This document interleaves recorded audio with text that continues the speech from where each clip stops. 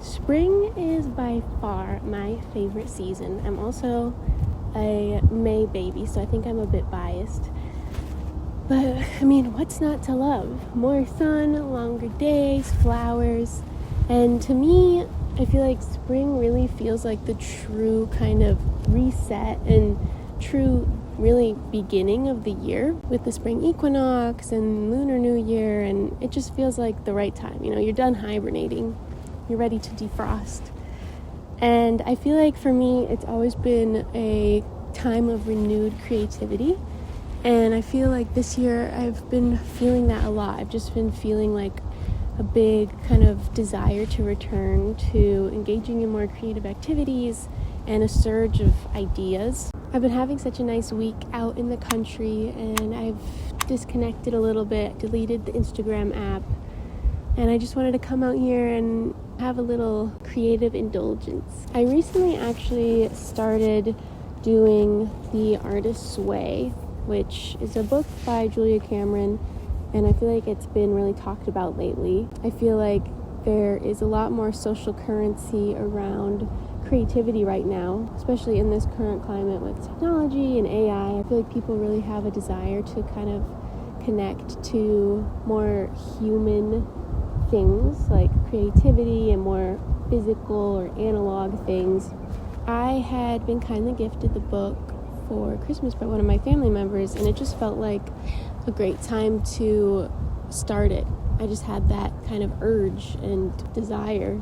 I am currently in the middle of week 2. I kind of unknowingly, coincidentally started it at the end of March, and if you are familiar with like the quarterly system, it's every 3 months is a new quarter.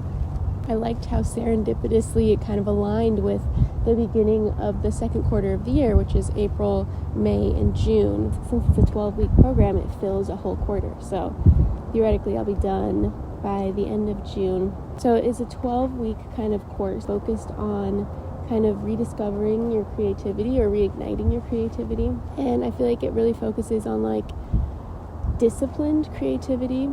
Because for me, I really struggle with having creative thoughts and urges, but just not acting on them, or only acting on them when I'm feeling inspired, when I feel like I should be engaging with my creative self often and not just relying on spurts of inspiration, but doing it in a more disciplined way, which for me kind of really fits into my year because I kind of really wanted to focus more on kind of self-discipline this year, not in like a weird way, but being disciplined and not just scrolling on my phone or doing things that give me instant dopamine, but doing things that really bring me joy and inner peace, like engaging with my art or knitting or creating content, creating videos, like having the discipline to work at something and just really be fulfilled by it. So I really have been enjoying the idea of the morning pages. You're supposed to wake up every morning and write 3 pages of just kind of like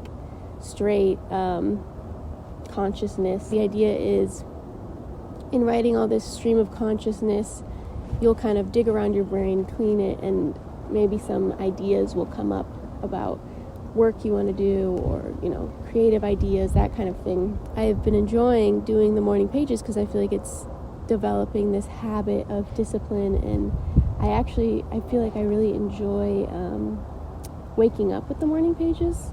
Like at first it was definitely hard because you have to wake up earlier than usual because you're, you know, adding this new thing in, and I wake up and I'm like, oh, I don't feel like doing it, blah blah blah, I'm tired, I want to sleep. But it's actually been a really nice way for me to wake up in the morning and kind of clear my head, start on a clean slate, and just get all my, you know, brain vomit out onto the page, have a clear idea for what I want to get out of the day, and I've been really enjoying that. As far as the like exercises, they give you different tasks in each week. I feel like week 1 was kind of trying to discover like why you are blocked or past kind of traumatic stuff with your creativity, that sort of thing, which I feel like was helpful. I feel like I got to kind of explore more kind of why I stop myself from engaging in painting or engaging in other creative acts, and my kind of fear around fully letting myself commit to it. And then week 2, I feel like, is more about thinking about the different things that you love, trying to incorporate them back into your routine. I'm feeling super excited about doing this. Instead of reading ahead, I feel like each week is a surprise as to what we're like covering. So I'm excited to see like what's coming up in the course, and I feel like I have the kind of drive to finish it, and I really want to like give it a good hard try, and try to make time for it, try to make time for the exercises. Another facet of it is each week you're supposed to take yourself on an artist date, which I love, and you're supposed to go alone, do something that kind of fills your cup, inspires you, and I feel like that's a really nice reminder to go out and just enjoy time with yourself and re-energize yourself. I decided to get myself some nice Paper Republic notebooks to do my morning pages in. I think this was their collab with the Dive Doll Co. And I got all 3 of the fish ones because each notebook has roughly 90 pages, which is like a month, and 3 months, it works out. It's just, I feel like I'm so many signs from the universe that this is the right moment to do the artist way. But anyways, this is so cute because when you open it, it's the full fish, and I feel like, just having something cute and fun to look forward to in the morning just makes me that much more excited to write my morning pages. The fact that I get to do it in this notebook is just really exciting. I highly recommend, if you're starting the artist way, to get a cutie notebook to inspire you to get up and do those morning pages and do those exercises.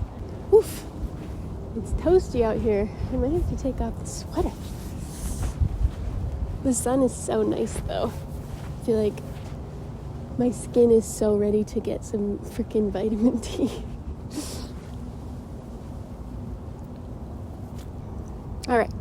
Now I can continue. I feel like my latest kind of existential fixation, kind of tied into all of this, is my fear and feeling of dread that I just don't have enough time in each day to do everything I want to do.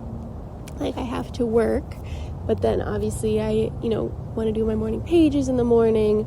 I want to knit. I want to edit my videos. I want to paint. I want to sew and learn new crafts, and also spend time with my family, my partner, the people I love. There's so many ways I want to express myself, but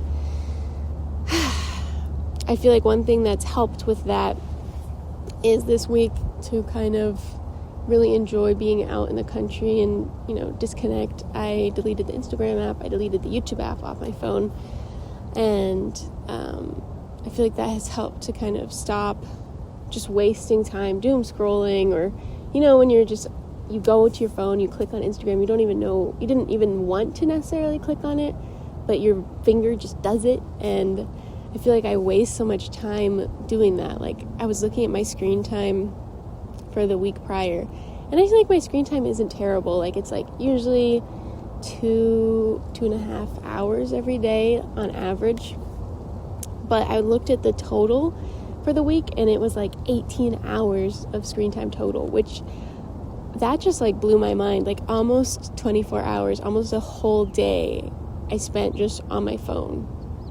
And some of it, of course, was for work or for, directions, texting people, blah, blah, blah. But like, I feel like a good portion of that was just randomly wasting time and doom scrolling. I also kind of have a tendency to want to do things in extremes. Like, if I'm gonna knit or if I'm gonna paint, I want to do it for hours. But like, just reminding myself that I can do things for small bits every day, and that really adds up.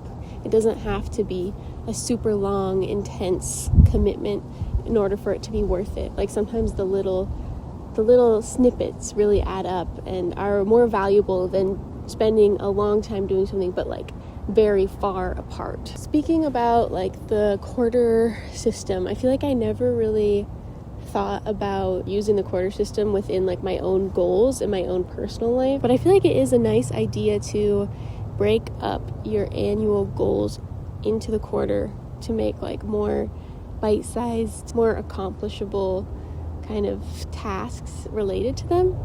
I think Moya Mawini, the YouTuber, was talking about it in one of her videos, where she was kind of reframing her yearly goals into like the buckets of each quarter. And she was talking about how at the end of each quarter she kind of reflects on goals that she completed or worked towards, and then which ones she didn't really make steps towards and why, if there was some habit that really helped or didn't help, and then picking at the beginning of each quarter what goals you want to focus on. And I feel like I really want to do that this year, so I thought it would be kind of a good time now to sit out here and just think about that, journal a bit, do some drawing.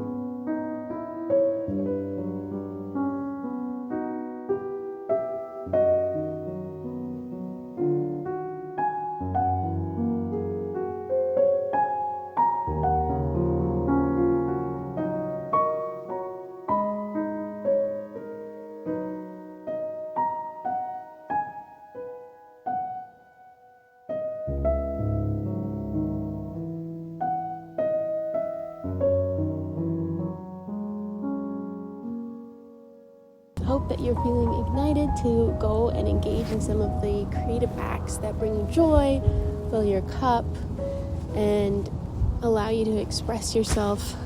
I'm hoping to engage in those things more for myself this season, and thank you so much for watching.